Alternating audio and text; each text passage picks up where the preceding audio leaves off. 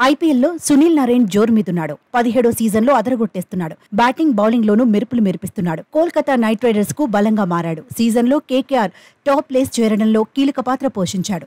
లక్నోలో జరిగిన మ్యాచ్లోనూ నరేన్ బీభత్సం సృష్టించాడు. బ్యాట్తో పంజా విసిరాడు. సూపర్ జైంట్స్ బౌలర్లను ఓ ఆట ఆడుకున్నాడు. పవర్ ప్లేలో తాను డేంజర్ ప్లేయర్నని మరోసారి నిరూపించుకున్నాడు.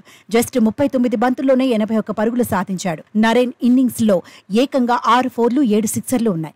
207కు పైగా స్ట్రైక్ రేట్ను నమోదు చేశాడు. నరేన్ దెబ్బకు లక్నో సూపర్ జైంట్స్ 235 పరుగులు చేయగలిగింది.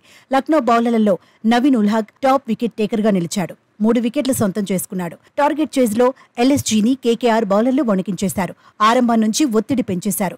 వరుసగా వికెట్లు తీశారు. దీంతో లక్నో సూపర్ జైంట్స్ 137 పరుగులకే ఆలౌట్ అయింది. 36 పరుగులతో స్టోయినిస్ టాప్ స్కోరర్గా నిలిచాడు.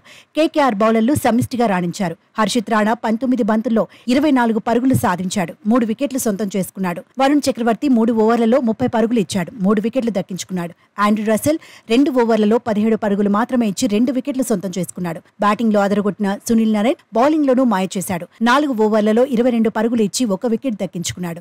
మిచెల్ స్టార్క్ 2 ఓవర్లలో 22 పరుగులు ఇచ్చాడు.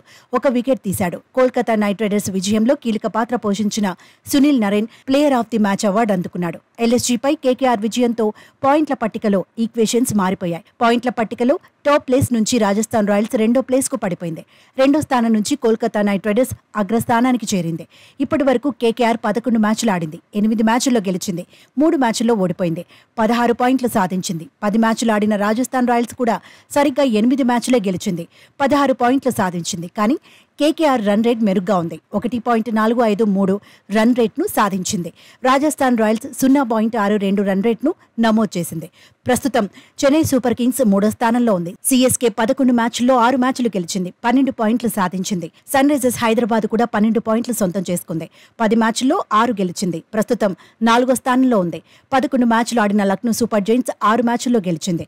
5 మ్యాచ్ల్లో ఓడిపోయింది. 12 పాయింట్లు సొంతం చేసుకుంది. ప్రస్తుతం 5వ స్థానంలో నిలిచింది. 11 మ్యాచ్ల్లో 5 గెలిచిన డీసీ 6వ స్థానం సాధించింది. 11 మ్యాచ్ల్లో 4 గెలిచిన ఆర్సీబీ 7వ స్థానం దక్కించుకుంది. 11 మ్యాచ్ల్లో 4 గెలిచిన పంజాబ్ 8వ స్థానంలో, గుజరాత్ టైటాన్స్ 9వ స్థానంలో ఉన్నాయి. 11 మ్యాచ్ల్లో 3 గెలిచిన ముంబై ఇండియన్స్ ఆఖరి స్థానానికి పరిమితమైంది.